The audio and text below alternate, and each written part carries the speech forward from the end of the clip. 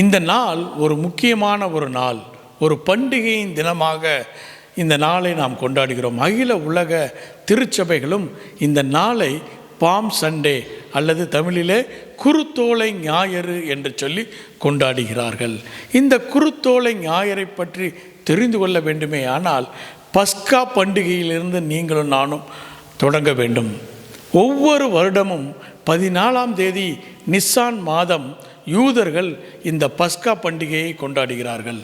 பஸ்கா பண்டிகையின் போது யூத குடும்பத்தில் ஒரு குடும்பத்திற்கு ஒரு ஆட்டுக்குட்டியை, ஒரு வயதுள்ள ஆட்டுக்குட்டியை அவர்கள் தேர்ந்தெடுத்து அதை பஸ்கா ஆட்டுக்குட்டியை எடுத்துக்கொண்டு போய் தேவாலயத்திலே பலி செலுத்த வேண்டும். இது அவர்களுக்கு கொடுக்கப்பட்ட ஒரு நியமமாக இருக்கிறது. சரி, 14ஆம் தேதி இந்த ஆட்டுக்குட்டியை தேர்ந்தெடுத்து கொள்ளலாமா என்று சொன்னால் இல்லை. அதற்கு முன்பு 5 தினங்களுக்கு முன்பு, அதாவது 9ஆம் தேதி நிசான் மாதம் இந்த பஸ்கா ஆட்டுக்குட்டியை எடுத்துக்கொண்டு போய் இந்த யூதர்கள் அவர்கள் ஆசாரியனிடத்திலே காட்ட வேண்டும். அந்த ஆசாரியன் அந்த பஸ்கா ஆட்டுக்குட்டியை இன்ஸ்பெக்ட் பண்ணி அதில் இருக்கக்கூடிய ஏதாவது காயங்கள் இருக்குமேயானால் அதை எண்ணெய் வார்த்து கட்டி இந்த 4 நாட்கள் அதை சுகப்படுத்தி மீண்டுமாக 14ஆம் தேதி அந்த பஸ்கா ஆட்டுக்குட்டியை கர்த்தருக்கு என்று பஸ்கா ஆடாக அவர்கள் பலி செலுத்த வேண்டும். சரி, 9ஆம் தேதி இந்த ஆட்டுக்குட்டியை தேர்ந்தெடுத்து கொள்ளலாமா என்று சொன்னால் 9ஆம் தேதி அவர்கள் ஆசாரின் இடத்துல காட்டுவதற்கு முன்னதாக 8ஆம் தேதி நிசான் மாதம் 8ஆம் தேதி குடும்பமாக ஒரு ஆட்டுக்குட்டியை அவர்கள் தேர்ந்தெடுத்து அந்த ஆட்டுக்குட்டியை அவர்கள் முதலாவது பார்ப்பார்கள். அதில் ஏதாவது காயங்கள் இருக்கிறதா, புண்கள் இருக்கிறதா என்று சொல்லி பார்த்து அதன் மீது எண்ணெயை வார்த்து அதை கட்டி அதை சுகப்படுத்த வேண்டும். 8ஆம் தேதி, அதாவது பஸ்கா பண்டிகை 14ஆம் தேதிக்கு 6 நாட்களுக்கு முன்பாக அவர்கள் அந்த ஆட்டுக்குட்டியை அவர்கள் தேர்ந்தெடுத்து கொள்ள வேண்டும். ஒவ்வொரு யூத குடும்பத்திற்கும் ஒரு பஸ்கா ஆட்டுக்குட்டி அடிக்கப்பட வேண்டும். ஆனால் ஆண்டவராகிய இயேசு கிறிஸ்து உங்களுக்காகவும் எனக்காகவும் இந்த முழு உலகத்திற்கும் பஸ்கா ஆட்டுக்குட்டியாக அடிக்கப்பட்ட ஆண்டவராகிய இயேசு கிறிஸ்து இந்த நியமங்கள் எல்லாவற்றையும் அவர் நிறைவேற்றினார் என்று சொல்லி வேத புஸ்தகம் சொல்லுகிறது. எடுத்தவர்கள் வாசிப்போம்.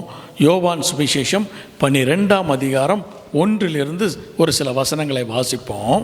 பஸ்கா பண்டிகை வர 6 நாளைக்கு முன்னே, போதும், பஸ்கா பண்டிகை வர 6 நாளுக்கு முன்பு, 14ஆம் தேதி பஸ்கா பண்டிகை வருகிறது என்று சொன்னால் 6 நாட்களுக்கு முன்பு என்று சொன்னால் என்ன தேதி? 8ஆம் தேதி. 8ஆம் தேதி நிசான் மாதம். தொடர்ந்து வாசிப்போம். அங்கே அவருக்கு தாம் மரணத்திலிருந்து எழுப்பின லாசரு இருந்த பெத்தானியாவிற்கு வந்தார். அங்கே அவருக்கு ராவிருந்து பண்ணினார்கள். மார்த்தாள் பணிவிடை செய்தால் லாசருவும் அவருடனே கூட, மரித்து உயிரோடு கூட எழுந்த லாசருவும் அவரோடு கூட பந்தி இருந்தவர்களில் ஒருவனாயிருந்தான். அப்பொழுது மரியாள் விலையேற பெற்ற களங்கமில்லாத நளதம் என்னும் தைலத்தில் ஒரு ராத்தல் கொண்டு வந்து அதை இயேசுவின் பாதங்களில் பூசி தன் தலைமயிரால் அவருடைய பாதங்களை துடைத்தாள். அந்த வீடு முழுவதும் தைலத்தின் பரிமளத்தினால் நிறைந்தது. போதும், ஆண்டவராகிய இயேசு கிறிஸ்து மரித்து உயிரோடு கூட எழுந்த லாசருவின் வீட்டிலே இந்த 8ஆம் தேதி நிசான் மாதம் 8ஆம் தேதி அவர்கள் வீட்டிலே அவர்களோடு கூட இருந்து அந்த விருந்திலே அவர் பங்கு பெறுகிறார். அப்போது மரியாள் என்ன செய்கிறாள்? அவள் வைத்திருந்த களங்கமில்லாத நளதம் என்னும் தைலத்தை ஆண்டவராகிய இயேசு கிறிஸ்துவினுடைய பாதத்திலே ஊற்றினாள் என்று சொல்லி, ஆண்டவராகிய இயேசு கிறிஸ்து இந்த உலகத்திலே நல்லவரும் நன்மை செய்கிறவருமாய் சுற்றி திரிந்தார் என்று சொல்லி வேத புஸ்தகம் சொல்லுகிறது. அநேக நல்லவர்கள் இருப்பார்கள், ஆனால் என்ன செய்ய மாட்டாங்க? நன்மை செய்ய மாட்டாங்க. அநேகர் நன்மை செய்வாங்க, அவங்க யாராக இருக்க மாட்டாங்க? நல்லவராக இருக்க மாட்டார்கள். ஆனால் ஆண்டவராகிய இயேசு கிறிஸ்து நல்லவரும் நன்மை செய்கிறவருமாய் இந்த உலகத்திலே சுற்றி திரிந்தார் என்று சொல்லி வேத வல்லுநர்கள் சொல்லுகிறார்கள்.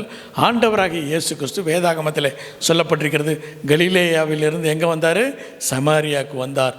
சமாரியாவிலிருந்து பெத்தேனியாவுக்கு வந்தார். பெத்தேனியாவிலிருந்து எருசலேமுக்கு சென்றார். எருசலேமிலிருந்து மீண்டும் கலிலேயா சென்றார். கலிலேயாவிலிருந்து திருசீதோம் என்கின்ற அந்நிய புறஜாதியின் தேசத்திற்கு சென்றார் என்று சொல்லி வேதாகமத்திலே அநேக இடங்களிலே அவர் டிராவல் பண்ணார் என்று சொல்லி எழுதப்பட்டிருக்கிறது. ஒரு வேத வல்லுனர் இதனுடைய எல்லா டிஸ்டன்ஸையும் கால்குலேட் பண்ணாராம். கால்குலேட் பண்ணிவிட்டு அவர் தீசிஸில் சப்மிட் பண்ணுறாரு. 40,000 கிலோமீட்டர் ஆண்டவராகிய இயேசு கிறிஸ்து இந்த 3 ஆண்டுகளிலே அவர் நடந்தாராம். எத்தனை கிலோமீட்டரு? 40,000 கிலோமீட்டர். பூமியினுடைய சர்க்கம்ஃபரன்ஸ் எவ்வளவு? 40,000 கிலோமீட்டர். பூமியினுடைய முழு சுற்றளவையும் சர்க்கம்ஃபரன்ஸையும் ஆண்டவராகிய இயேசு கிறிஸ்து இந்த 3 ஆண்டு காலத்தில் அவர் என்ன செஞ்சாரா? இஸ்ரவேலுக்குள்ளே நடந்து நடந்து நடந்து அவர் தன்னுடைய ஊழியத்தை செய்தார் என்று சொல்லி. அப்போ அந்த பகுதிகளில் அவ்வளவு நடந்திருந்தால் அவருடைய கால்கள் எப்படி இருந்திருக்கும்? அந்த காயங்களை பஸ்கா ஆட்டுக்குட்டியாக ஆண்டவராகிய இயேசு கிறிஸ்து வரக்கூடிய அந்த வெள்ளிக்கிழமையிலே அடிக்கப்பட போகிறார். முன்னதாக அவர்கள் கால்களிலே இருக்கக்கூடிய புண்களை ஆற்ற வேண்டும் என்று சொல்லி இந்த மரியாள் என்ன செய்கிறார்? என்னும் அந்த தைலத்தை ஊற்றுகிறாள். தொடர்ந்து அந்த வசனத்தை வாசிப்போம். 4வது. அப்பொழுது அவருடைய சீஷரில் ஒருவனும் அவரை காட்டிக் கொடுக்க போகிறவனுமாகிய சீமோனுடைய குமாரனான யூதாஸ்காரியோத்து இந்த தைலத்தை 300 பணத்துக்கு விற்று தரித்திரருக்கு கொடாமல் போனதென்ன என்றான்.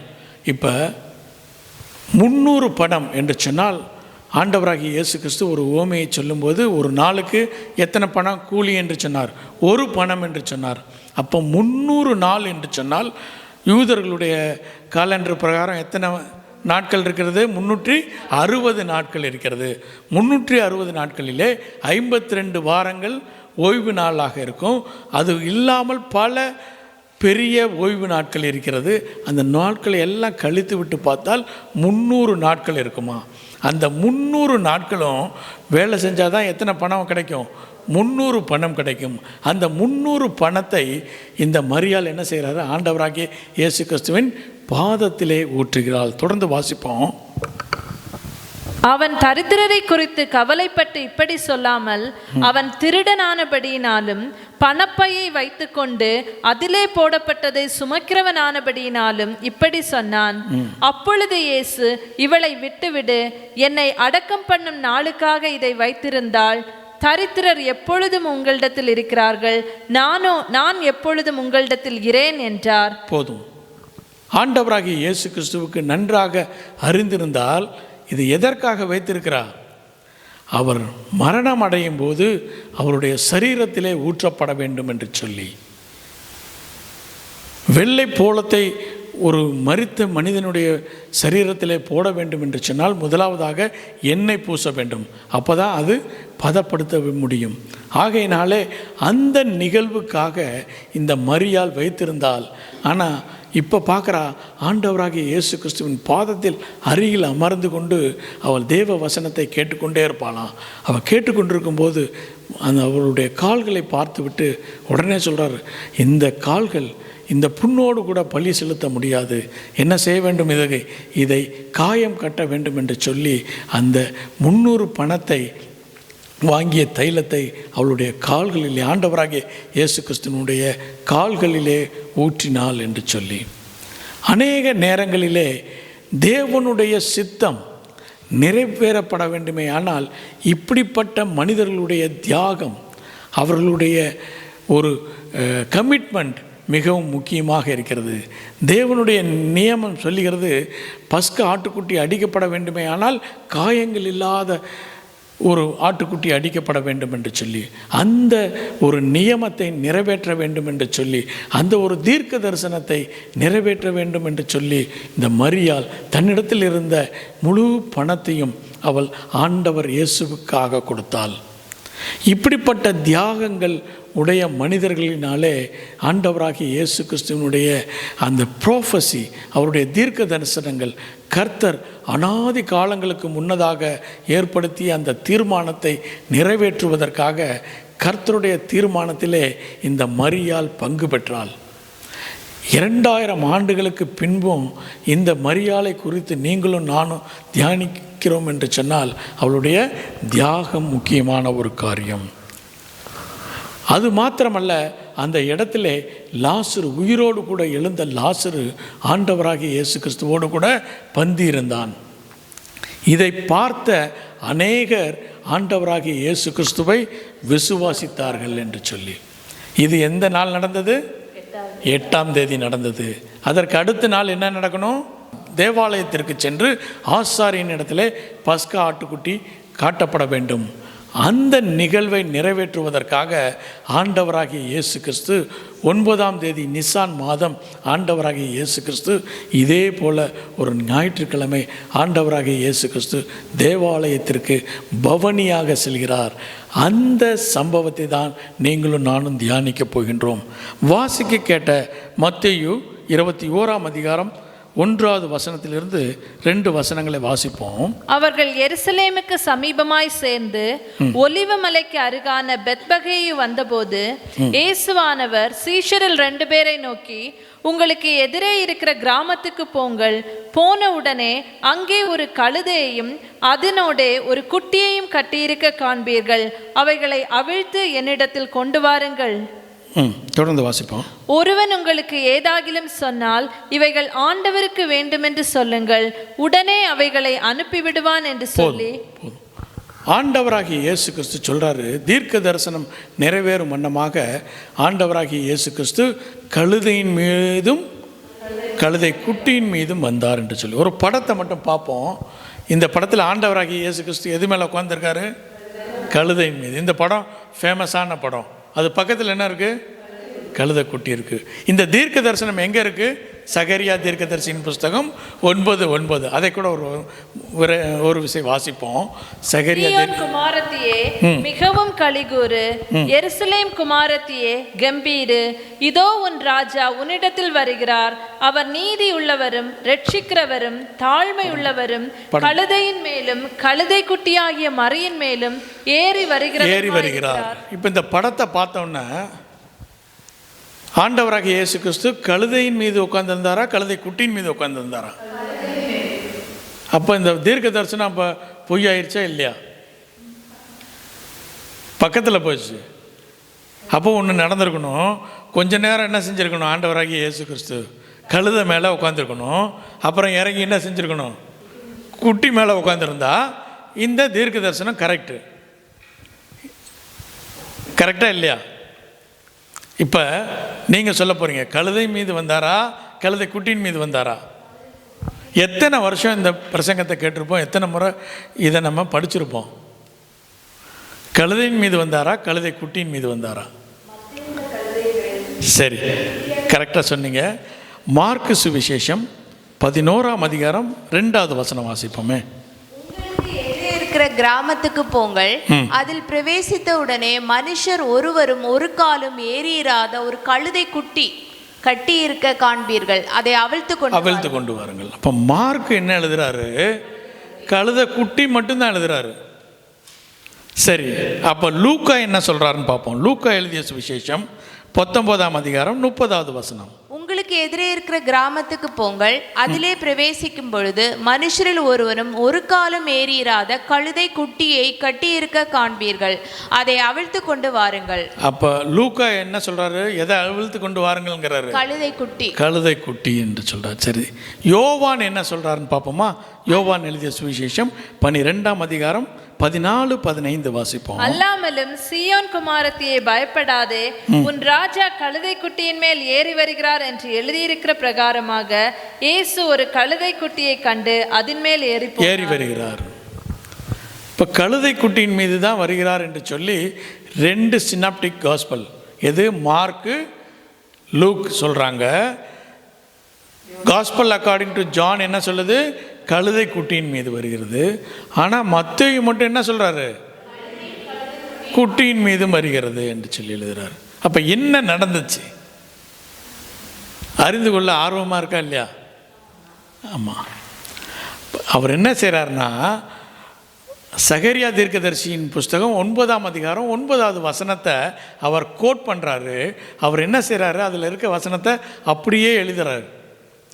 அதனால தான் கழுதை கழுதை குட்டி என்று சொல்லி எழுதப்பட்டிருக்கிறது. அடுத்த ஸ்லைட் போயிருங்க. அந்த கழுதை அண்ட் கழுதை குட்டி என்று சொல்லுகிறதுக்கு அண்ட்னு ஒரு வேர்டை ஆட் பண்ணியிருக்காங்க. அது எபிரேயத்திலே வியால் என்கின்ற ஒரு பதம் உபயோகிக்கப்பட்டிருக்கிறது. அதனுடைய அர்த்தத்தை அண்ட் என்று சொல்லலாம், அல்லது in addition to that information என்று சொல்லியும் அதை மொழிபெயர்க்கலாம்.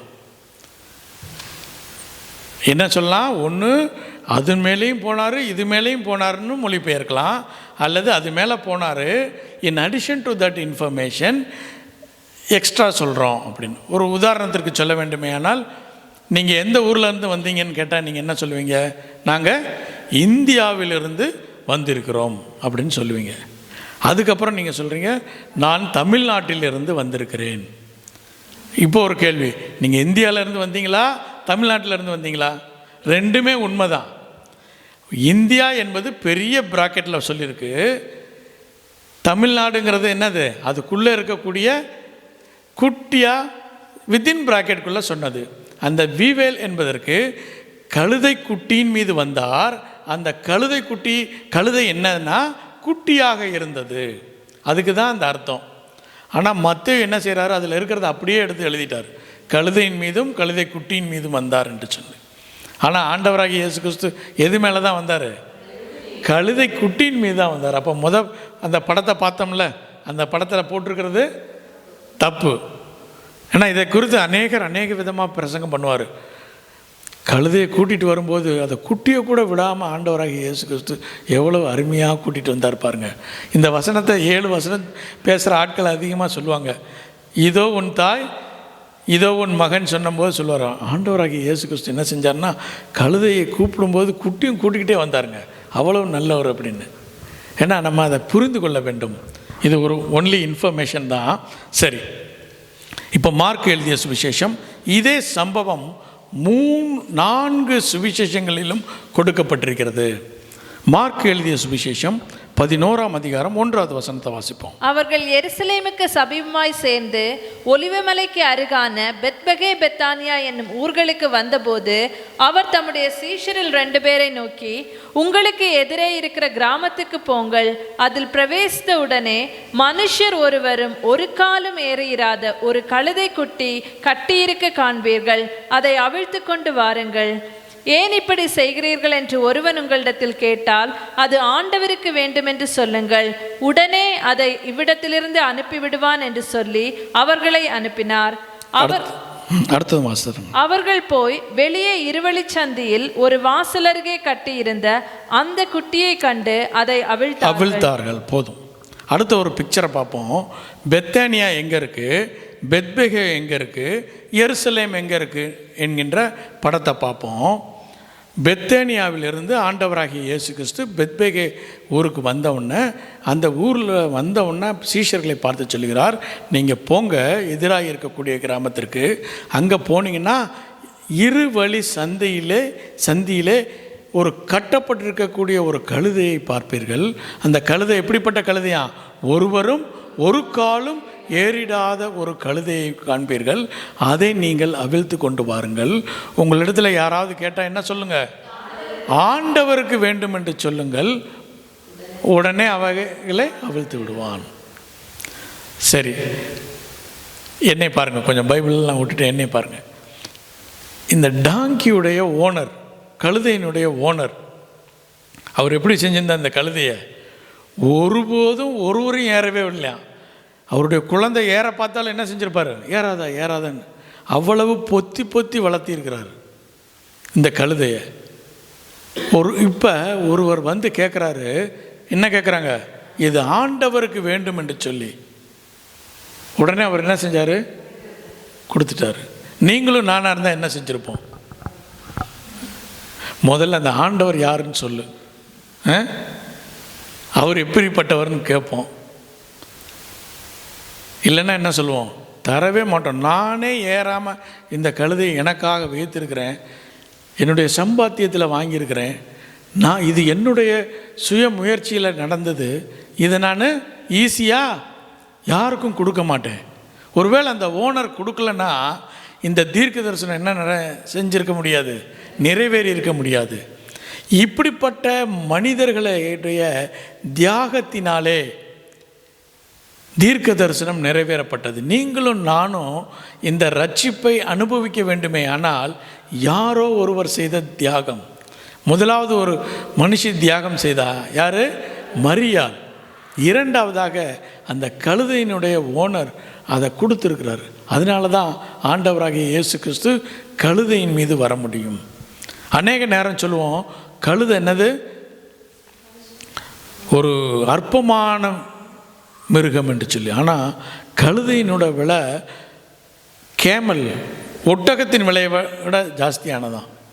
அதனால தான் பலிகளை செலுத்தும் போது கழுதையை பலி செலுத்த வேண்டாம், அது ரொம்ப காஸ்ட்லியானது, அதுக்கு பதிலாக என்ன செலுத்திடலாம், ஒரு ஆட்டை கொடு என்று சொல்லுகிறார். ஏன்னா முதல் பேர் யாருடையது? கர்த்தருடையது. அதனால் முதல் ஆடு பிறந்துச்சுன்னா அதை கர்த்தருக்கு பலி செலுத்த வேண்டும். ஆனால் டாங்கியை என்ன சொல்லிட்டாங்க, கழுதையை நீ செலுத்த வேண்டாம், அதுக்கு பதிலாக இதை செலுத்திடு, ஒரு ஆட்டை செலுத்திடு. ஏன்னா டாங்கி எவ்வளவு விலை மதிப்பு ஏற்றது. நியாயாதிபதிகள் 5ஆம் அதிகாரம் 10வது வசனம் வாசிப்போம். நியாயாதிபதிகள் 5ஆம் அதிகாரம் 10வது வசனம். வெள்ளை கழுதைகளின் மேல் ஏறுகிறவர்களே, வெள்ளை கழுதையின் மீது ஏறுகிறவர்களே, நியாயஸ்தலத்தில் வீற்றிருக்கிறவர்களே, நியாயஸ்தலத்தில் வீற்றிருக்கிறவர்களே, வழியில் நடக்கிறவர்களே, இதை பிரஸ்தாபியுங்கள். போதும். அப்ப நியாய ஸ்தலத்திலே அமர்கிறவர்கள் எதில் வருவாங்களாம்? வெள்ளை கழுதையின் மீது வருவார்கள். கழுதை என்பது அற்பமான விலங்கல்ல. யூத ராஜா சமாதானத்தை அறிவிக்க வேண்டும் என்று சொன்னால், ஒரு வெற்றி பவனி வர வேண்டும் என்று சொன்னால் எதன் மீது தான் வர வேண்டும்? கழுதையின் மீது தான் வர வேண்டும். நம்முடைய வேதாகமத்தில் இல்லை, மெக்கிபீஸ் 2:10 சொல்லப்பட்டிருக்கிறது, அவர்கள் வேக்கர்களை வெற்றி பெற்ற உடனே அந்த ஆசாரியன் கழுதையின் மீது வந்தானா, அப்போ தான் அவர்கள் என்ன செய்கிறாங்க, முதல் முறையாக இந்த பாம் ட்ரீயை அவர்கள் அசைவாட்டுகிறார்கள். இது ஒரு வெற்றியின் சின்னமாக. நீங்களும் நானும் என்ன நினைப்போம், ஆண்டவராகிய இயேசு கிறிஸ்து மரணத்திற்கு செல்கிறார், மரணம் என்னது, ஒரு தோல்வியாக இருக்கிறது என்று சொல்லி ஆண்டவராகிய இயேசு கிறிஸ்து சொல்கிறாரு, இந்த மரணம் என்னுடைய தோல்வி அல்ல, இது யாருடைய தோல்வி? சத்துருவானவனுடைய தோல்வி, என்னுடைய ஜெயம் என்று சொல்கிறார். ஆகையினாலே ஆண்டவராகிய இயேசு கிறிஸ்து எதன் மீது வருகிறார்? கழுதையின் மீது வருகிறார். எப்பெல்லாம் கழுதையின் மீது வருகிறார்களோ அவர்கள் ராஜாவாக பட்டம் இடப்படுவார்கள். சாலமோனை தாவீது என்ன செய்கிறாரு? கழுதையின் மீது தான் ஏற்றாரு. கழுதையின் மீது ஏற்று தான் ராஜாவாக பிரகடனம் செய்கிறார். இப்போது ஆண்டவராகிய இயேசு கிறிஸ்து ராஜாவாக இந்த எருசலேமுக்குள்ளாக வர வேண்டும் என்று சொன்னால், அந்த கழுதையினுடைய ஓனர் அவர் செய்த ஒரு தியாகம், அவர் செய்த காரியத்தினாலே அவர் ராஜாவாக மாறுகிறார். ஒருவேளை நீங்களும் நானும் இந்த உலகத்தில் வாழும்போது ஆண்டவராகிய இயேசு கிறிஸ்துவை ராஜாவாக பிரகடனம் செய்ய வேண்டும். நீங்களும் நானும் ஏதோ ஒரு மத போதகராக அல்லது ஏதோ ஒரு மிராக்கிள் ஒர்க்கராக தேவனை பிரதிபலிப்பவர்கள் அல்ல.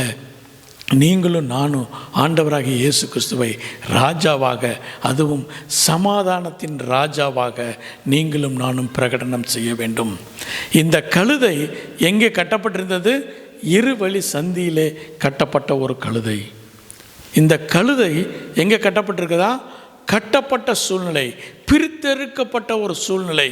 மற்ற கழுதைகளைப் போல அல்ல இந்த கழுதை, மற்ற கழுதைகளை காட்டிலும் இது பிரித்தெடுக்கப்பட்ட கழுதை. ஆண்டவராகிய இயேசு கிறிஸ்துவுக்கு நீங்களும் நானும் உதவ வேண்டுமே ஆனால் நீங்களும் நானும் முதலாவதாக என்ன செய்யப்பட வேண்டும்? பிரித்தெடுக்கப்பட வேண்டும். பரிசுத்த வாழ்க்கை வாழ வேண்டும். அப்போ தான் நீங்களும் நானும் ஆண்டவராகிய இயேசு கிறிஸ்துவுக்கு பிரயோஜனமாக இருக்க முடியும். நம்முடைய வாழ்க்கை பரிசுத்தமாக இல்லாவிட்டால் நீங்களும் நானும் நிச்சயமாக தேவனுடைய ஊழியத்தை செய்ய முடியாது. ஏதோ செய்யலாம், ஆனால் தேவனுக்கு உகந்த ஊழியத்தை செய்ய வேண்டுமே ஆனால் நீங்களும் நானும் வாழ்க்கையிலே பரிசுத்தம் வேண்டும், கட்டப்பட்ட நிலைமையிலே இருக்க வேண்டும். மற்ற கழுதையெல்லாம் என்ன செய்யும்? எங்கே வேணாலும் போகும், எங்கே வேணாலும் வரும். ஆனால் இந்த கழுதை கட்டப்பட்டிருக்கிறது. உலகத்தாருக்கும் நமக்கும் ஒரு வித்தியாசம் இருக்க வேண்டும். அப்போ தான் நீங்களும் நானும் ஊழியம் செய்ய முடியும். உலகத்தாரோடு கூட நீங்கள் கலந்து போய்விட்டு நம்ம என்னென்ன செய்கிறோமோ அதெல்லாம் அவங்களும் செய்கிறாங்க, அவங்கெல்லாம் என்ன செய்கிறாங்களோ நம்மளும் செய்கிறோன்னு சொன்னால் நீங்களும் நானும் கர்த்தருக்கு பிரயோஜனமுள்ள பாத்திரமாக மாற முடியாது. கர்த்தருக்கு பிரயோஜனமுள்ள பாத்திரமாக மாற வேண்டும். கர்த்தருக்கு ஊழியம் செய்ய வேண்டுமே ஆனால் முதலாவதாக பரிசுத்தம் வேண்டும். நாம் உலகத்தில் இருந்தாலும் நாம் யாரல்ல, உலகத்தார் அல்ல என்பதை வாய் சொல்லக்கூடாது, நம்முடைய நடக்கை சொல்ல வேண்டும். அநேக நேரங்களில் நம்ம சொல்லுவோம், மற்றவர்களுடைய சாட்சி எனக்கு தேவை கிடையாது என்று சொல்லி. ஆண்டவராகிய இயேசு கிறிஸ்துவுக்கே என்ன வேணுமா? சாட்சி வேணுமா? சீஷர்களாக்கி நீங்கள் என்ன செய்யுங்க, எனக்கு சாட்சியாக இருங்கள். நீங்களும் நானும் ஊழியம் செய்யணும்னா நமக்கு மற்றவர்கள் என்ன செய்யணும்? சாட்சி கொடுக்க வேண்டிய வாழ்க்கையை நீங்களும் நானும் வாழ வேண்டும். இந்த கழுதை ஒரு பிரித்தெடுக்கப்பட்ட கழுதையாக, உலகத்தோடு கூட கலந்து போகாமல் கட்டப்பட்ட கழுதையாக இருந்தபடியினாலே ஆண்டவராகிய இயேசு கிறிஸ்து அந்த கழுதையின் மீது என்ன செஞ்சார்? பவனியாக வந்தார் என்று சொல்லி பார்க்குறோம். சரி, இந்த கழுதை வந்த உடனே கழுதைக்கு ஒரு ப்ராஃபஸி கொடுக்கப்பட்டிருந்துச்சு இல்லை? இந்த கழுதை பிறக்கும்போது கழுதையின் மீது என்ன கொடுக்கப்பட்டிருந்தது? ஒரு தீர்க்க தரிசனம் வைக்கப்பட்டிருந்தது. ஒரு பெரிய தீர்க்க தரிசனம் இருந்தது. அந்த தீர்க்க தரிசனம் என்ன? இந்த உலகத்திற்கு ரட்சிப்பு கொண்டு வர வேண்டும் என்று சொல்லி ஒரு பெரிய தீர்க்க தரிசனம். அந்த தீர்க்க தரிசனத்துக்குள்ளாக ஒரு சின்ன தீர்க்க தரிசனம் எதன் மீது இருந்துச்சு? இந்த கழுதையின் மீது இருந்தது. உங்களுடைய என்னுடைய வாழ்விலும் இதே போல தீர்க்க தரிசனம் இருக்கிறது. ஆண்டவராகிய இயேசு கிறிஸ்து இந்த உலகத்திலே மகிமையாய் வருகிறார் என்று சொல்லும்போது அதற்கான ஒரு கூட்ட மக்களை நீங்களும் நானும் ஏற்படுத்தும் வண்ணமாக உங்களுடைய வாழ்க்கையிலும் என்னுடைய வாழ்க்கையிலும் ஒரு தீர்க்க தரிசனம் வைக்கப்பட்டிருக்கிறது. அந்த தீர்க்க தரிசனத்தை நிறைவேற்ற வேண்டும் என்கின்ற ஒரு ஆர்வம் உங்களுடைய என்னுடைய வாழ்விலே இருக்கும்போது தான் அந்த தீர்க்க தரிசனம் நிறைவேறும் என்று சொல்லி, அது மாத்திரம் இல்லை, இந்த தீர்க்க தரிசனம் நிறைவேற வேண்டும் என்று சொன்னால் கர்த்தர் அதுக்கான ப்ரொவிஷனை எல்லாவற்றையும் செஞ்சிட்டார் ஆல்ரெடி. நீங்கள் போய் கட்டவிழ்கள், அவரிடத்துல கேளுங்கள், அவர் என்ன செய்வார்? விட்டு விடுவார் என்று சொல்லி. அப்போ கர்த்தர் ஆல்ரெடி அதற்கான ப்ரொவிஷன் எல்லாவற்றையும் செஞ்சு வச்சிருக்கார். உங்களுடைய என்னுடைய வாழ்க்கையிலே தேவன் ஒரு தீர்க்க தரிசனத்தை வைத்திருக்கிறார். வெறும் தீர்க்க தரிசனத்தை மாத்திரமல்ல, தீர்க்க தரிசனத்திற்கு தேவையான காரியங்கள் எல்லாவற்றையும் தேவன் சூழ்நிலைகள் எல்லாவற்றையும் மாற்றி அவர் சூழ்நிலைகளை திறந்து உங்களுக்காகவும் எனக்காகவும் வைத்திருக்கிறார். பல நேரங்களில் நீங்களும் நானும் அந்த தீர்க்க தரிசனம் நிறைவேற வேண்டும் என்று சொல்லி டெஸ்பரேட்டாக இருப்போம், இல்லை ரொம்ப ஆர்வமாக இருப்போம். ஆனால் நம்மை காட்டிலும் கர்த்தர் இந்த தீர்க்க தரிசனத்தை நிறைவேற்ற வேண்டும் என்று சொல்லி ஆர்வமாக டெஸ்பரேட்டாக இருக்கிறாரு. அவர் என்ன செய்கிறாரு? இந்த தீர்க்க தரிசனம் என் பிள்ளையின் மீது நான் ஒரு தீர்க்க தரிசனத்தை வைத்திருக்கிறேன், அந்த தீர்க்க தரிசனத்தை நிறைவேற்றுவதற்கான சூழ்நிலைகளை நான் ஏற்படுத்தி விட்டேன், இந்த தீர்க்க தரிசனம் நிறைவேற வேண்டும் என்று சொல்லி தேவன் காத்து கொண்டிருக்கிறார். உங்களையும் என்னையும் ஊழியத்திற்காக அவர் பிரித்தெடுத்து வைத்திருக்கிறார். அதற்காக ஒரு தீர்க்க தரிசனத்தை வைத்திருக்கிறார். அந்த தீர்க்க தரிசனத்தை நிறைவேற்றுவதற்கான சூழ்நிலைகளை ஏற்படுத்தி இருக்கிறார். அந்த தீர்க்க தரிசனம் நிறைவேற வேண்டும் என்று சொல்லி கர்த்தர் ஆர்வமாய் காத்திருக்கிறார். நீங்களும் நானும் செய்ய வேண்டிய காரியம் என்ன? We have to submit and surrender. தேவனுடைய சித்தத்திற்கு நீங்களும் நானும் இந்த கழுதையை போல ஒப்பு கொடுக்கும்போது தேவனுடைய அந்த தீர்க்க தரிசனம், அவர் நம்மீது வைத்திருக்கக்கூடிய தீர்க்க தரிசனத்தை நீங்களும் நானும் நிறைவேற்ற முடியும். முதலாவதாக தேவன் சொல்கிறாரு, இதுவரையிலே கட்டவிழ்க்கப்பட்டிருக்கிறார், இந்த உலகத்தில் கட்டுப்பட்டிருக்கிறது, உன்னை நான் இந்த நாளில் நான் லூசன் அப் பண்ணுகிறேன், உன்னை எனக்காக நான் எடுத்துக்கொள்கிறேன். வரக்கூடிய நாட்களில் தேவனுடைய வருகையில் ஒருவேளை இந்த உலகத்தில் நம்ம இருந்தாலும் நம்மை கட்டவிழ்த்து தேவன் தம்மோடு கூட சேர்த்து கொள்வார் என்று சொல்லி முதலாவதாக பார்த்தோம். ஆண்டவராகிய இயேசு கிறிஸ்து கழுதையின் மீது வந்தார். கழுதை எதற்கு அடையாளம்? சமாதானத்தின் அடையாளம். கழுதை எதன் அடையாளம்? வெற்றியின் அடையாளம் என்று சொல்லி ஆண்டவராகிய இயேசு கிறிஸ்து வெற்றியோடு கூட ராஜாவாக இந்த எருசலேமுக்குள்ளாக வருகிறார். எங்கே அவருடைய ஜேர்னி ஸ்டார்ட் ஆச்சு? இந்த கழுதையினோட ஜேர்னி எங்கே ஸ்டார்ட் ஆச்சு? இருவழி சந்தியிலே இந்த ஜேர்னி ஸ்டார்ட் ஆச்சு. அதன் மீது அவர்கள் என்ன செஞ்சாங்கன்னா தன்னுடைய வஸ்திரங்களை பிரித்தார்கள் என்று சொல்லி. முதலாவதாக நம்ம பார்த்தோம், ஆண்டவராகிய இயேசு கிறிஸ்து சமாதானத்தின் கர்த்தராக வருகிறார் என்று சொல்லி. மீண்டும் ஆண்டவராகிய இயேசு கிறிஸ்து வரப்போகிறார். அப்போ எப்படி வரப்போகிறார்? நீதியின் ராஜாவாக வரப்போகிறார். அவர் நீதியின் ராஜாவாக எதன் மீது வரப்போகிறார் என்று சொல்லி பார்ப்போம். வெளிப்படுத்துதல் 19ஆம் அதிகாரம் 11 to 13 வசனங்களை வாசிப்போம். பின்பு பரலோகம் திறந்திருக்க கண்டேன். இதோ ஒரு வெள்ளை குதிரை காணப்பட்டது. அதன் மேல் ஏறி இருந்தவர் உண்மையும் சத்தியம் உள்ளவர் எனப்பட்டவர். அவர் நீதியாய் நியாயம் தீர்த்து யுத்தம் பண்ணுகிறார். அவருடைய கண்கள் அக்னி ஜுவாலையை போல் இருந்தன. அவருடைய சிரசின் மேல் அநேக கிரீடங்கள் இருந்தன. அவருக்கே அன்றி வேறு ஒருவருக்கும் தெரியாத ஒரு நாமம் எழுதியிருந்தது.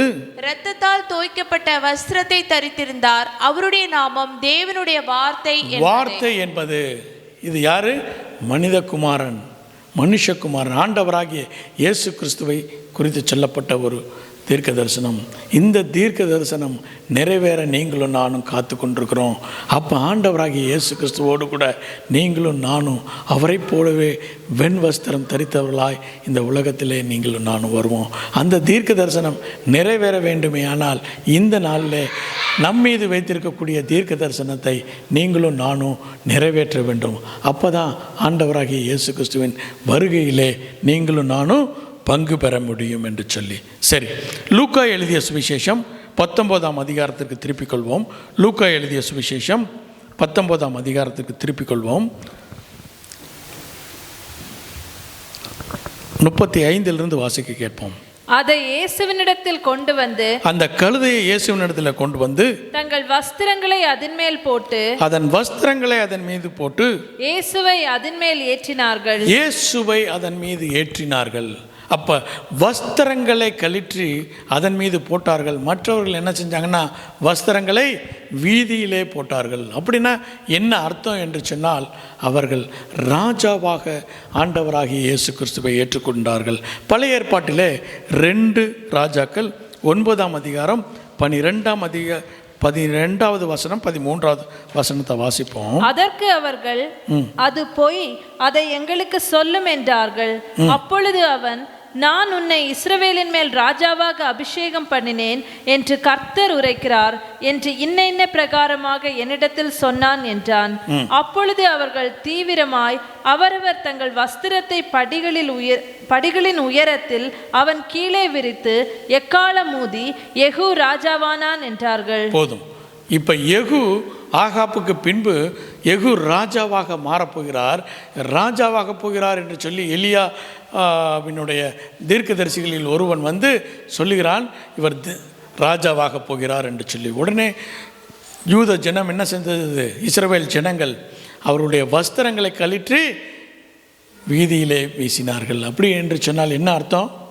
அவர்கள் ராஜாவாக ஏற்றுக்கொள்கிறார்கள். ஆண்டவராகிய இயேசு கிறிஸ்துவை ராஜாவாக அவர்கள் ஏற்றுக்கொண்டார்கள் என்று சொல்லி அர்த்தம்.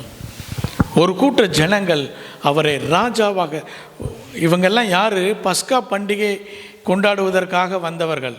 அவங்க என்ன செஞ்சுருப்பாங்க? நல்ல ட்ரெஸ்ஸு போட்டு வந்திருப்பாங்க. அவர்களுடைய மேலாடையை, வஸ்திரத்தின் மேல் அங்கியை கழட்டி அவர்கள் தரையின் மீது போடுகிறார்கள். ஏனென்று சொன்னால், எங்களுக்கு யார் வந்து விட்டார்?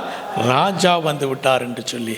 இந்த நாளில் ஆண்டவராகிய இயேசு கிறிஸ்துவை நீங்களும் நானும் ராஜாவாக பிரகடனம் செய்ய வேண்டுமே. ஆனால் முதலாவதாக நம்முடைய மேலங்கியை என்ன செய்ய வேண்டும்? தரையிலே போட வேண்டும். அப்படின்னா என்ன அர்த்தம்னா, தாழ்மையாக இருக்க வேண்டும். முதலாவதாக பார்த்தோம், பரிசுத்தமாக இருக்க வேண்டும். நீங்களும் நானும் வேறு பிரித்திருக்கப்பட வேண்டும் என்று சொல்லி நீங்களும் நானும் ஆண்டவராகிய இயேசு கிறிஸ்துவை ராஜாவாக பிரகடனம் செய்ய வேண்டுமே. ஆனால் இரண்டாவதாக தாழ்மை இருக்க வேண்டும். தாழ்மையோடு கூட ஊழியத்தை செய்யும்போது தான் கர்த்தர் மகிமைப்பட முடியும். அல்லேலூயா, அல்லேலூயா. இங்கே 2 விதமான கூட்டம் இருக்கிறது. மார்க்கு 11ஆம் அதிகாரம் 9வது வசனத்தை வாசிப்போம். மார்க்கு 11ஆம் அதிகாரம். பின்னடப்பாரும் முன்னடப்பாரும் பின்னடப்பாரும் ஓசன்னா, கர்த்தரின் நாமத்தினாலே வருகிறவர் ஸ்தோத்திரிக்கப்பட்டவர் என்றார்கள். இவர்கள் என்ன செய்றாங்க? ஓசன்னா என்று சொல்கிறார்கள். இந்த வசனம் எங்கே இருக்குன்னா, சங்கீதங்களின் புஸ்தகம் 118ஆம் அதிகாரம் 25வது வசனத்தை வாசிப்போம். கர்த்தாவே ரட்சியும், கர்த்தாவே இன்றே எங்களை ரட்சியும், கர்த்தாவே காரியத்தை வாய்க்க பண்ணு, இந்த காரியத்தை நீர் வாய்க்க செய்யும் என்று சொல்லி அவர்கள் ராஜாவாக பிரகடனம் செய்கிறார்கள். அங்கே ஆண்டவராகிய இயேசு கிறிஸ்துவுக்கு பின்னடப்பாரும் முன்னடப்பாருமாக இருந்தார்கள். பின்னடப்பார்கள் யார் என்று சொன்னால், ஆண்டவராகிய இயேசு கிறிஸ்துவோடு கூட பெத்தானியாவிலிருந்து பெத்பேகு வந்து எருசலேமுக்கு வந்து கொண்டிருந்த ஜனங்கள். இவர்கள் யார் என்று சொன்னால், ஆண்டவராகிய இயேசு கிறிஸ்துவனுடைய இந்த அற்புதங்களை, குறிப்பாக மரித்த லாசருவை உயிரோடு கூட எழுப்பின காரியங்களை கண்டவர்கள். அது மாத்திரமல்ல, 5 அப்பத்தையும் 2 மீனையும் கொண்டு 5000 பேருக்கு போஷித்ததை கண்ட ஜனங்கள் பின்னாக நடந்து வருகிறார்கள். இவர்கள் நடந்து வரும்போது எருசலேமிலே அறிவிக்கப்பட்டது, ஒரு கோஷம் வருகிறது, எல்லோரும் ஜனங்கள், திரளான ஜனங்கள் வந்து கொண்டிருக்கிறார்கள். அவங்க கேட்குறாங்க, இவர் யார் என்று சொல்லி. அப்போ சொல்கிறாங்க, கலிலேயாவில் இருந்து வந்த ராஜா, தீர்க்கதரிசி, இவர் தாவீதின் குமாரன் என்று சொல்லி அறிவிக்கப்பட்டது. அறிவிக்கப்பட்டவர்கள் எருசலேமிலே இருந்தார்கள். பல பகுதிகளிலிருந்து இந்த பஸ்கா பண்டிகைக்காக எருசலேமுக்கு வந்தவர்கள். அவர்கள் என்ன செய்கிறாங்க? இந்த அதிசயத்தையும் அற்புதத்தையும் பார்க்கவில்லை. அவர்கள் என்ன செஞ்சாங்க? கேட்டார்கள். இங்கே 2 கூட்ட மக்கள், பின்னடப்பாரும் முன்னடப்பாரும். பின்னடப்பார்கள் அதிசயத்தையும் அற்புதத்தையும் பார்த்து அதை என்ஜாய் பண்ணவர்கள், அவர்கள் கண்டவர்கள். முன் செல்பவர்கள் யார்னா, அவர்கள் கேட்டவர்கள் மாத்திரம். அவர்கள் எருசலேமில் இருந்து ஆண்டவராகிய இயேசு கிறிஸ்துவை நோக்கி வருகிறார்கள். பின்னாக ஒரு கூட்டம் ஆண்டவராகிய இயேசு கிறிஸ்துவோடு கூட வருகிறது. இந்த 2 கூட்டமும் என்ன சொல்கிறாங்க? ஓசன்னா என்று சொல்லுகிறார்கள். ஓசன்னா, கர்த்தாவே எங்களை ரட்சியும். அவர்கள் விரும்பினது என்ன? இந்த ரோமர்கள் கைகளில் இருந்து எங்களுக்கு என்ன வேணும்? விடுதலை வேண்டும், ரட்சிப்பு வேண்டும். உலக பிரகாரமான ஒரு ரட்சிப்பை தேடிய இந்த கூட்டம் ஆண்டவராகிய இயேசு கிறிஸ்துவை என்ன செய்கிறாங்க? தரைகளில் என்ன போட்டாங்க? வஸ்திரங்களை போட்டார்கள். அந்த வசனங்களை தான் தெரியும். ஒரு கூட்டம் மக்கள், சிலர் என்ன செஞ்சாங்களாம்? வஸ்திரங்களை போட்டார்கள். சிலர் என்ன செஞ்சாங்க? மரங்களை எடுத்து அந்த கிளைகளை தரையில் போட்டார்கள். 2 கூட்டம். ஒரு கூட்டம் வஸ்திரத்தை போட்ட கூட்டம், ஒரு கூட்டம் என்னென்னா இலைகளை போட்ட கூட்டம். இந்த 2 கூட்டமும் ஆண்டவராகிய இயேசு கிறிஸ்துவை ராஜாவாகவும் வெற்றியின் ராஜாவாக, இந்த உலக பிரகாரமான காரியங்களுக்கு ஒரு வெற்றியை தேட வேண்டும் என்று சொல்லி இவரை ராஜாவாக்க வேண்டும். ஆண்டவராகிய இயேசு கிறிஸ்து ராஜாவாயிட்டா என்னென்ன காரியம் நடக்கும்? வேலைக்கு போக வேண்டிய அவசியமே இல்லை, கோடிங் எழுத வேண்டிய அவசியம் இல்லை, டெஸ்டிங் பண்ண வேண்டிய அவசியம் இல்லை, ஸ்கூலுக்கு போய் டீச்சிங் பண்ண வேண்டிய அவசியம் கிடையாது, லேபுக்கு போக வேண்டிய அவசியம் கிடையாது. உட்காந்துட்டா என்ன கிடச்சிரும்? சாப்பாடு கிடச்சிரும், இல்லை ஃபீக்கா கிடச்சிரும். உட்காந்தா போதும். இன்னொரு கூட்டம் சொல்லுது, இவர் நம்ம ஒரு வேளை இந்த ரோமர்களோட கூட போரிட்டு ஒருவேளை அவங்க நம்மளை கொண்டுட்டா என்ன செஞ்சிருவார்? இந்த தீர்க்கதரிசி உயிர்த்தலை வச்சிருவார். இந்த பார் லாசரு வந்துக்கிட்டு இருக்கிறாரு, லாசருவை போல நம்மளும் என்ன செஞ்சிருவார்? உயிர்த்தெழுத வச்சிருவார். இவரை ராஜாவாக்கிட்டா சாப்பாட்டுக்கு பிரச்சனை கிடையாது, சண்டை போடும்போதும் பிரச்சனை கிடையாது. இவரை என்ன செஞ்சிடலாம்? ராஜாவாக மாற்றி விடுவோம் என்று சொல்லி இந்த கூட்டம் ஆண்டவராகிய இயேசு கிறிஸ்துவை தள்ளி செல்லுகிறது. எங்கே கொண்டு போகுது? எருசலேமை நோக்கி போகிறது. இந்த பவனி, இந்த கழுதை எங்கே ஸ்டார்ட் ஆச்சு? இருவழி சந்தியிலே. இப்போ இவர்களுடைய பிரயாணம் வந்து எருசலேமை தொட்டு விட்டது. எருசலேமில் லெஃப்ட் திரும்பினா என்ன இருக்குது? ஆலயம் இருக்கிறது. அந்த படத்தில் பார்த்தோம். லெஃப்ட் திரும்பினா ஆலயம் இருக்குது, ரைட் திரும்பினா என்ன இருக்குது? பிலாத்துவினுடைய அரண்மனை இருக்கிறது. இப்போ இந்த கூட்டம் சொல்லுது, பிலாத்தின் அரண்மனைக்கு போனால் எவ்வளோ தான் இருப்பாங்க? ஒரு 20,000 சோல்ஜர்ஸ் தான் இருப்பாங்க. நம்ம எவ்வளோ இருக்கிறோம்? 5,00,000 புருஷர்கள் இருந்தாங்களாம் அந்த நாட்களில். நம்ம போய் 20,000 சோல்ஜர்ஸை என்ன செஞ்சிடலாம்? கொண்டுடலாம். ஒரு வேளை அவங்க ஒருத்தர் 2-3 பேர் நம்மளை கொண்டுட்டாலும் தீர்க்கதரிசி என்ன செய்வார்? நம்மளை உயிரோடு கூட எழுப்பிடுவார். கவலையே கிடையாது. அதுக்கப்புறம் இவர் ராஜாவாயிட்டா என்ன செய்யணும்? சாப்பாட்டுக்கும் பிரச்சனை கிடையாது. எத்தனை கொண்டு வந்தால் போதும்? 5 அப்பம் 2 மீன் கொண்டா போதும். 5,00,000 பேரையும் அவர் சாப்பாடை வச்சிருவார். போதும், இவரை ராஜா வாக்கலாம் என்று சொல்லி இவர்கள் என்ன செய்கிறாங்க? ராஜா ஓசன்னா ஓசன்னா ஓசன்னா, தாவீதின் குமாரனுக்கு ஓசன்னா என்று சொல்லி வருகிறாங்க. இப்போ இவங்க இருவழி சந்தைக்கு வந்துட்டாங்க. லெஃப்ட் திரும்பினா என்னது? ஆலயம். ரைட் திரும்பினா என்னது? பிலாத்து. இப்போ ஜன கூட்டம் என்ன செய்யுது? எங்கே இழுக்குது? பிலாத்துவின் அரண்மனைக்கு போகலாம், ஃபைட் பண்ணி எப்படியும் ராஜ்யத்தை கைப்பற்றலாம். ஏன்னா சீஷர்களுக்கே ஒன்றே கேட்குறாரு பேதுரு, என்ன செய்கிறாரு? எப்போது இந்த ராஜ்யத்தை இஸ்ரவேலருக்கு திருப்பி கொடுப்பேர் என்று சொல்லி. அவங்களுக்கு என்னதான் அர்த்தம்? இந்த உலக பிரகாரமான காரியத்திலே அவர்கள் தேடுகிறார்கள். நீங்களும் நானும் ஆண்டவராகிய இயேசு கிறிஸ்துவை எதற்காக தேடுகிறோம்? நீங்களும் நானும் எதற்காக ஆண்டவராகிய இயேசு கிறிஸ்துவை தேடுகிறோம்? அதை தான் பரிசுத்த பவுல் சொல்கிறாரு. 1 கொரிந்தியர் 15ஆம் அதிகாரம் 19வது வசனம். இம்மைக்காக மாத்திரம், இம்மைக்காக மாத்திரம் நாம் கிறிஸ்துவின் மேல் நம்பிக்கையுள்ளவர்களாய் இருந்தால், கிறிஸ்துவின் மேல் நம்பிக்கையுள்ளவர்களாய் இருந்தால், எல்லா மனுஷரை பார்க்கிலும், எல்லா மனுஷனை பார்க்கிலும் பரிதபிக்கப்படத்தக்கவர்களாய் இருப்போம்.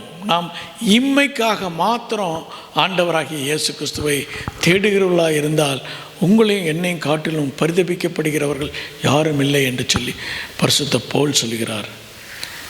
தேவனுக்கு, ஆண்டவராகிய இயேசு கிறிஸ்துவுக்கு தெரியும், இப்போ இந்த பக்கம் ரைட் திரும்பினா என்ன ஆயிடலாம்?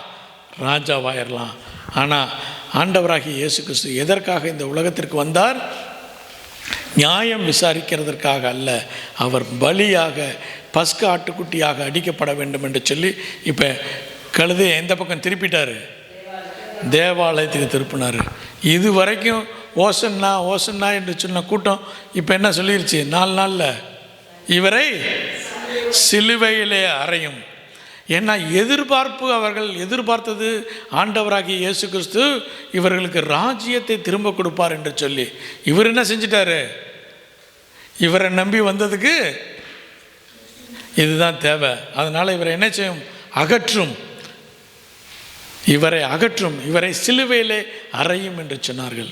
ஒருவேளை நீங்களும் நானும் ஆண்டவராகிய இயேசு கிறிஸ்துவை இந்த உலகத்தின் காரியத்திற்காக தேடுவோம் ஆனால், நீங்களும் ஒரு நாள் என்ன சொல்லுவீங்க? சிலுவையில் அறையும். இவர் எங்களுக்கு வேண்டாம், இவர் எங்களுக்கு வேண்டாம் என்று சொல்லி. ஆண்டவராகிய இயேசு கிறிஸ்து எதற்காக வந்தார் என்று சொன்னால், உங்களுக்கும் எனக்கும் ரட்சிப்பை கட்டளையிடுவனுமாக அவர் பஸ்கா ஆட்டுக்குட்டியாக உங்களுக்காகவும் எனக்காகவும் மரிக்க வந்தார் என்று சொல்லி. சரி, இந்த 3 சுவிசேஷங்களில் லூக்கா எழுதிய சுவிசேஷத்தில் பார்த்தா, சீக்கிரம் முடிக்க வேண்டிய நேரம் வந்துருச்சு. லூக்கா எழுதிய சுவிசேஷத்தில் ஓசன்னான்னு சொல்லவே இல்லை இந்த கூட்டம். லூக்கா எழுதிய சுவிசேஷம் 19ஆம் அதிகாரம் 29லேருந்து 40 வரையில் வீட்டில் வாசிங்க. இங்கே ஓசன்னா என்று சொல்லி இந்த கூட்டம் சொல்லவே இல்லை. அப்போ அவர் எழுதினது கரெக்டாக தப்பா?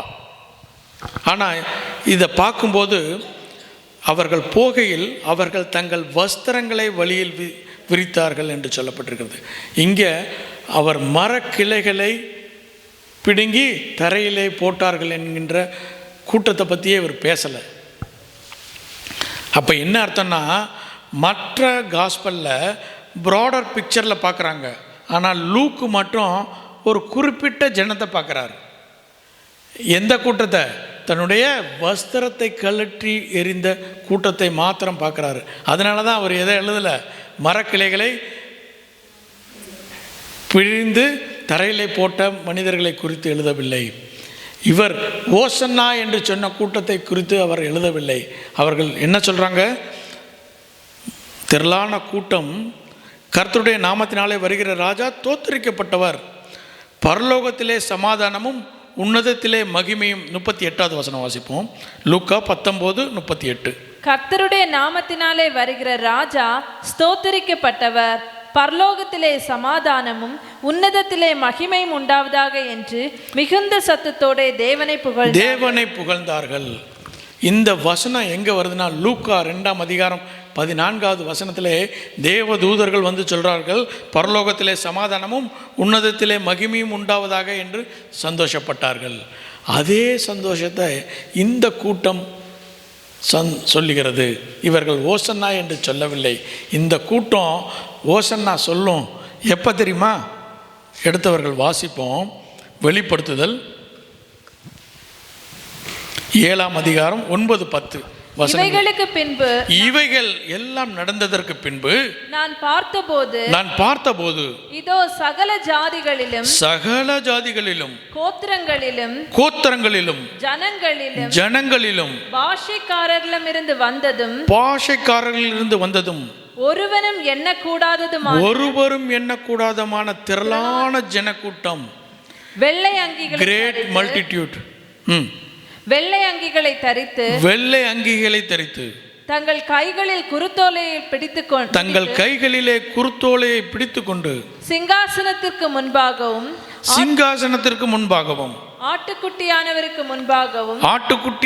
முன்பாகவும் நிற்க கண்டேன். அவர்கள் எல்லோரும் மகா சத்தமிட்டு ரட்சிப்பின் மகிமை சிங்காசனத்தின் மேல் வீற்றிருக்கிற எங்கள் தேவனுக்கும் ஆட்டுக்குட்டியான வார்த்தையானவருக்கும் உண்டாவதாக என்று ஆர்ப்பரித்தார்கள். அந்த கூட்டம் எப்ப சொல்லுன்னா, மறுமையிலே அந்த திரளான கூட்டம் இருக்கும். நீங்களும் நானும் இந்த உலகத்திலே ஓசன்னா என்று சொல்ல கூட்டம் அல்ல, மறுமையிலே நீங்களும் நானும் ஓசன்னா என்று சொல்லக்கூடிய கூட்டம். யாவரும் எழுந்து நிற்போமா?